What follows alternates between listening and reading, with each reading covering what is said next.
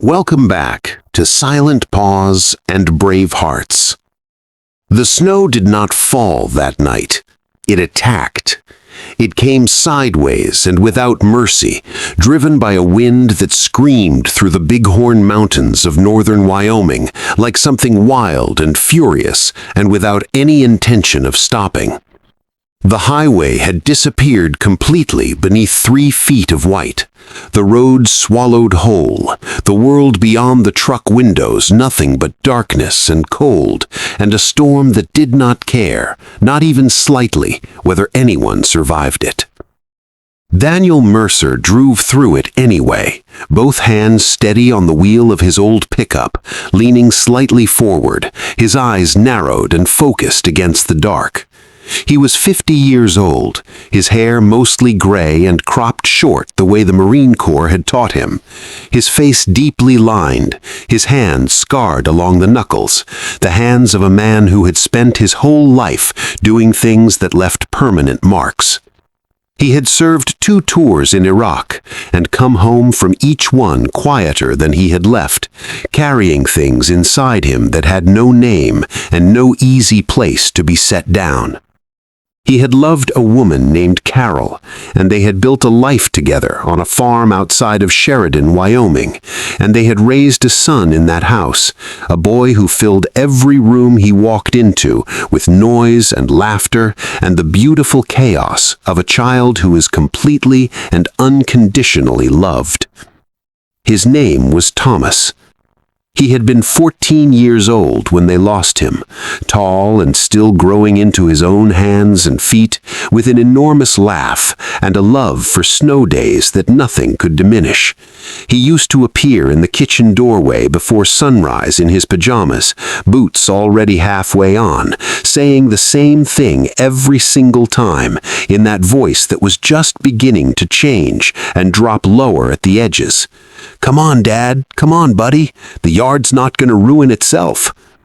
And then he would run outside into the dark and the cold and the white with a joy so total and so pure that it had no room left inside it for fear or hesitation or any thought of tomorrow.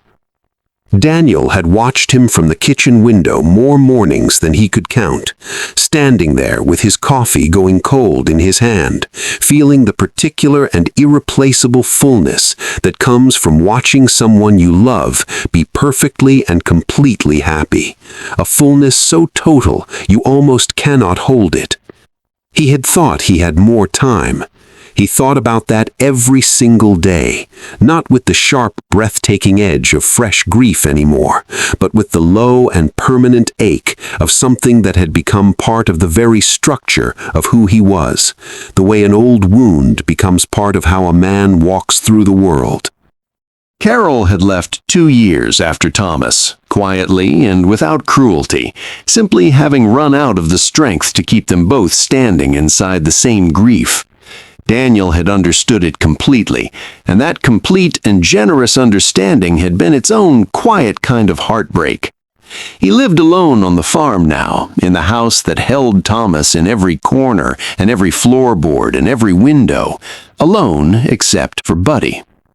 Buddy was a yellow Labrador, 9 years old, his muzzle gone entirely white, his broad and gentle face carrying the calm and settled expression of a dog who has earned every one of his years and wears them with quiet dignity.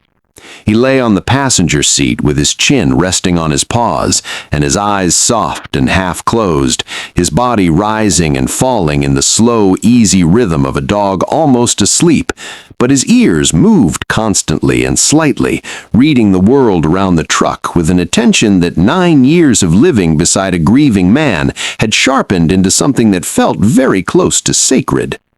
Buddy had been there through every dark night, every 3 in the morning moment on the cold kitchen floor when Daniel sat with his back against the cabinet and his knees pulled to his chest, just enduring the way soldiers learn to endure, because enduring is sometimes the only thing left.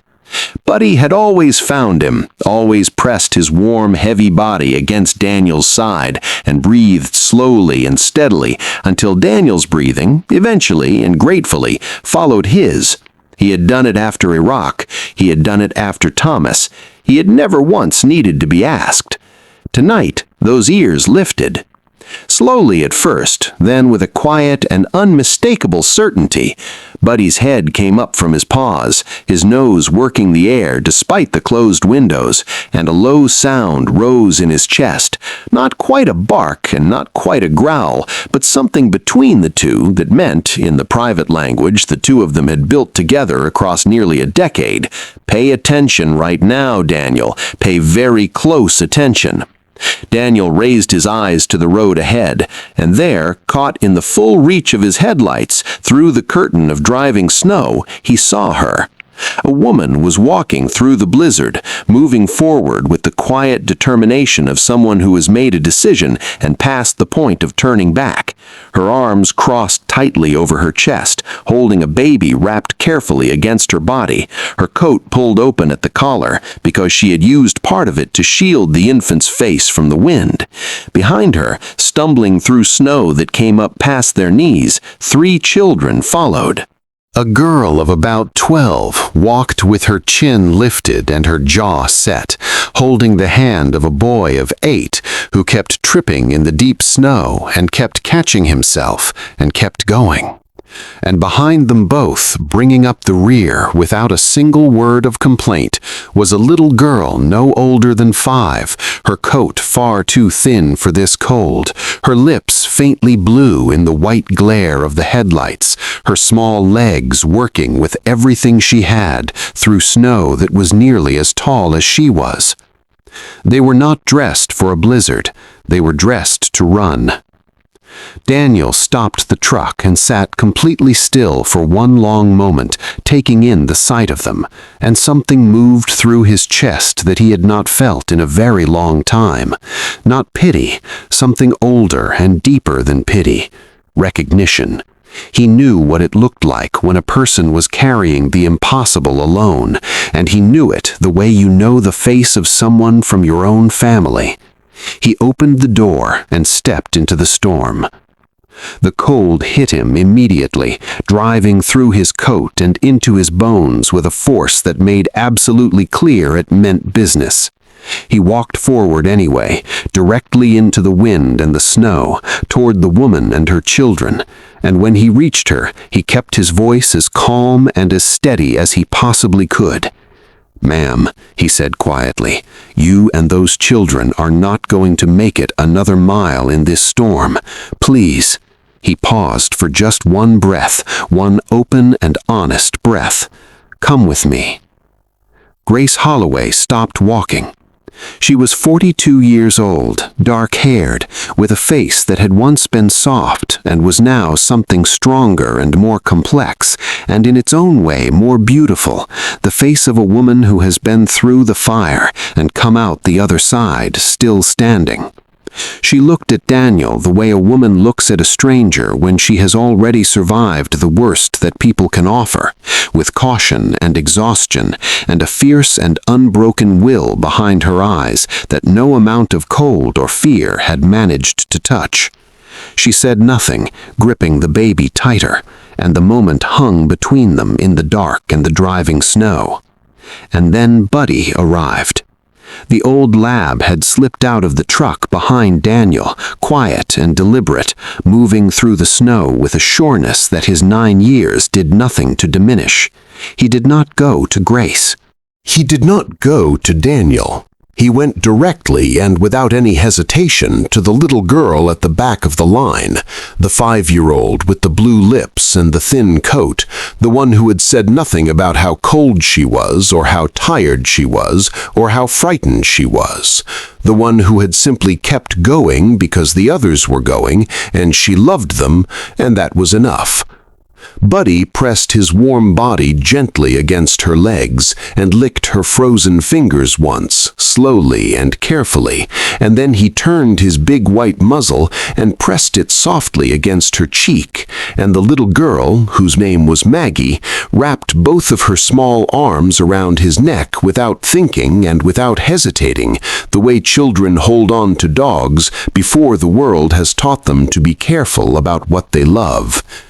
Grace watched this, and something in her face changed completely. Her eyes filled, and she looked at Daniel one final time, this gray-haired, scarred-handed stranger standing in a blizzard, asking nothing from her except that she trust him, and she nodded, once, slowly, and completely. Daniel felt something shift inside his chest, quiet and certain, like a door in a room that had been sealed for years, turning slowly on its hinges and opening for the very first time. He got them all into the truck, the children pressing together in the back seat, with Buddy moving warmly among them, and Grace sat in the front holding the baby against her chest, and said nothing for the first several miles, and Daniel did not ask her to, because he understood that people who have just survived something need warmth and silence before they can manage words. The farmhouse was warm when they arrived. Daniel built the fire higher and pulled old quilts from the cedar chest, blankets that smelled of lavender and cedar, and the quiet of a house that had gone too long without enough people in it. He heated soup on the stove without ceremony or explanation, and Buddy lay down in the center of the living room floor, as if he had always belonged there, and all three older children arranged themselves around him without being asked, leaning against his sides, drawing from him the particular warmth that only a dog can offer, the warmth that has no conditions attached and asks for nothing in return. Little Maggie fell asleep with her cheek pressed against Buddy's ribs within 20 minutes of coming through the door, her breathing slow and deep and peaceful for the first time in longer than any 5-year-old should have to measure. Later, after the children were asleep, Grace sat at the kitchen table with both hands around a mug of coffee and told Daniel quietly what had happened. Her husband had died 18 months ago, suddenly, a heart that gave no warning before it simply stopped. She had been left with 4 children and a mortgage she could not meet alone, and relatives who had seemed kind at first and revealed themselves to be something else entirely once alcohol and resentment had done their slow work. Tonight, she had made the only choice that felt like a choice, walking into the blizzard because the blizzard at least did not intend to hurt her children. Daniel listened to every word without looking away. When she finished, the kitchen was quiet for a long moment. "My boy would have been 17 this winter," Daniel said softly, looking at the table, letting the words come at their own pace. "Thomas, he used to run outside into the snow before sunrise in his pajamas, laughing like it was the greatest gift the world had ever offered him, and I used to stand right there at that window with my coffee going cold in my hand, watching him, thinking I had all the time in the world." His voice dropped lower. "I was wrong about that. I think about it every single day." Grace did not rush to fill the silence. She simply stayed inside it with him, and that quiet and unhurried staying was more comfort than any words could have been. "I'm sorry," she said gently, and she meant it completely. "So am I," Daniel said, and for the first time in 5 years, saying it to someone who truly understood, it felt like something he might actually survive continuing to carry. 3 nights later, at just past 2 in the morning, Eli, the 8-year-old boy, woke screaming. Not the way a child screams from an ordinary nightmare, but the way a child screams when their body has been taught by real experience to treat the night as genuinely dangerous. "He's coming back," Eli cried, thrashing against the blankets, his eyes wide open but not seeing the room. "He's coming back! He's coming back!" Grace was beside him immediately, speaking his name softly and steadily, her hand on his face, but Eli was somewhere her voice could not reach, locked inside a place that fear had built and real experience had furnished, and the door to that place would not open from the outside. Daniel stood in the doorway, and he recognized the sound completely, from his own throat, from his own dark mornings, and his chest ached with that recognition all the way down. And then Buddy moved past them both. The old dog climbed carefully onto the bed and settled himself slowly and deliberately across Eli's chest, not so heavily as to frighten, but with enough warm and solid weight to be completely undeniable, enough to say without any words at all, "I am here. I am real. Nothing is going to reach you while I am lying here." He pressed his white muzzle gently against the boy's tear-wet cheek, and then Buddy exhaled, long and slow and completely calm, the deepest and most unhurried breath, as if he were showing Eli the way back, one breath at a time. "Follow me. Just follow me." Eli's next breath followed it, in and out, and the one after that followed as well, each one a little steadier than the last, the screaming fading into crying, and the crying fading into something quieter and more manageable. And Eli's hands, which had been gripping the blanket in white-knuckled fists, opened slowly and found Buddy's coat and held on with the grateful and desperate tenderness of someone who has just been pulled back from a very dark place. Daniel sank to his knees in the doorway and did not try to stop the tears that came, because there was simply no point. He had seen Buddy do this before, after the worst nights following Iraq, after Thomas's funeral, always arriving without being called, always knowing exactly where the broken place was, and pressing himself against it and staying until the breathing came back. 9 years of this, 9 years of being found in the dark.